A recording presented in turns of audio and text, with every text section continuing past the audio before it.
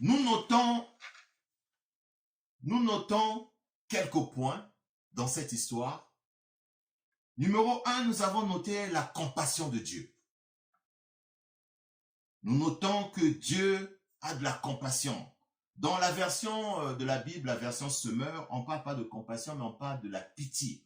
Si vous pouvez lire cette version, le mot compassion est remplacé par pitié. Donc on peut parler de la compassion ou de la pitié de Dieu. Où on parle de l'émotion. Parce que le Seigneur était ému. Le Seigneur a eu compassion. Donc on retient que Dieu est un Dieu de compassion. Vous pouvez le lire dans Psaume 16, le verset 5.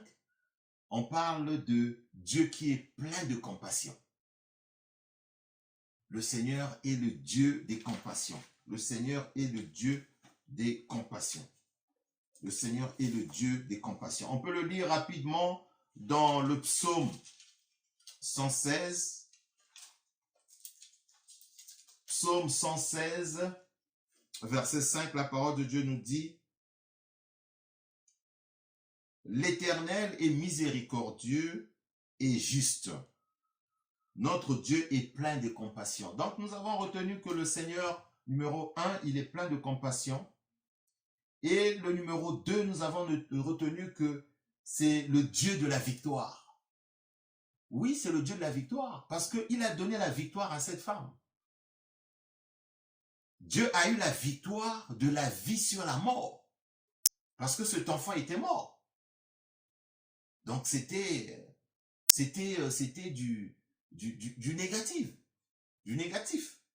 Mais le Seigneur est venu donner la victoire.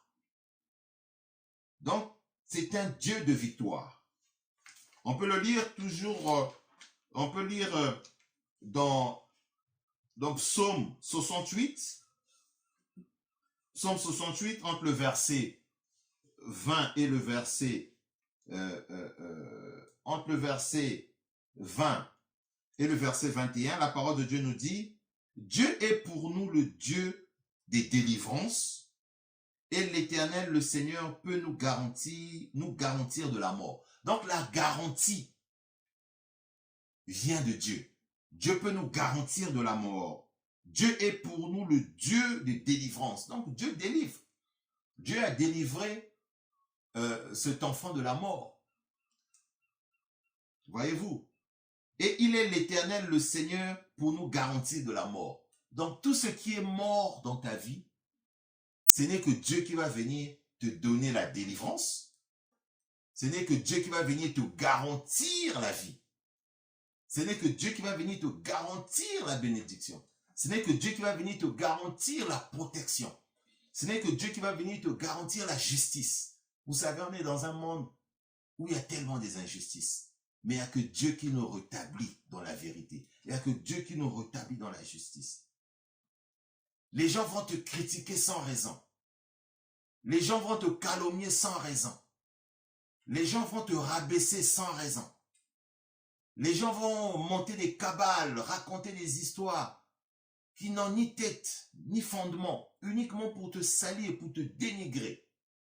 Mais c'est le Seigneur qui va venir te remettre au bon endroit. C'est le Seigneur qui va venir te rétablir dans tes droits. C'est le Seigneur qui va venir te redonner le bon costume, la belle robe. Ce n'est que le Seigneur.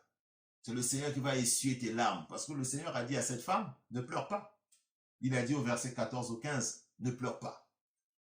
Alléluia. Alors nous notons au numéro 3, Dieu est un Dieu véritablement consolateur, parce que vraiment il console. Il a dit clairement à cette femme, à cette veuve, ne pleure pas. Ne pleure pas. Alors on peut lire un autre passage, toujours dans le livre de Psaume. Psaume 94, on va le lire. Psaume 94, verset 19. La parole de Dieu nous dit: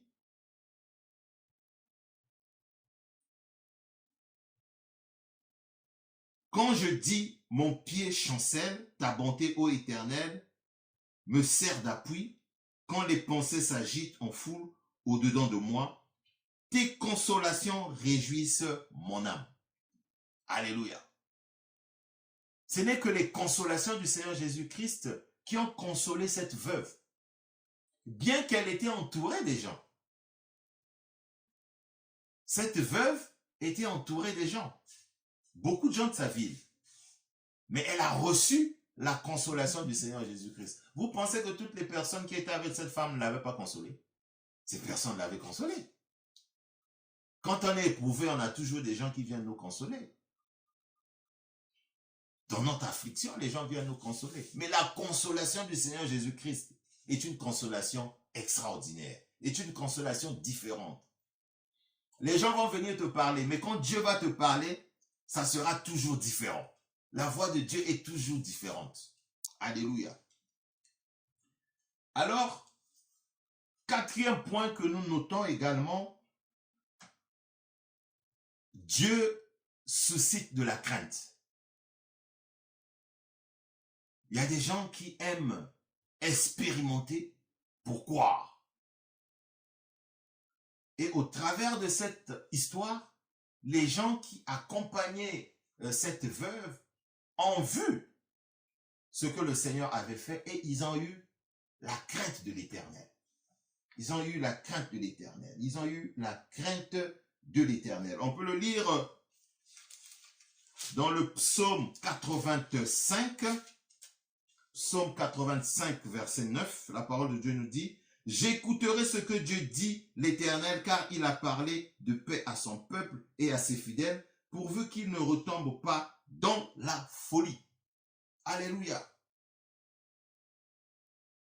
J'écouterai ce que Dieu dit, l'Éternel, car il parle de paix à son peuple et à ses fidèles, pourvu qu'ils ne retombent pas dans la folie. Les choses de Dieu sont comme une folie.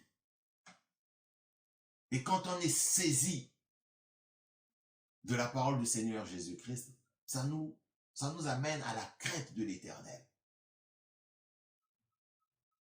Il y a bien un verset qui dit: la crainte de l'Éternel est le commencement de la sagesse.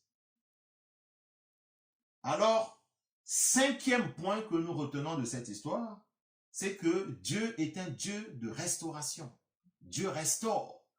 On en a parlé plusieurs fois dans nos prédications passées. Là, nous voyons encore la restauration. Dieu a restauré non seulement cet enfant, ce jeune homme, mais a aussi restauré cette maman, cette veuve qui avait perdu son fils unique en plus. On peut lire Psaume 126. Psaume 126.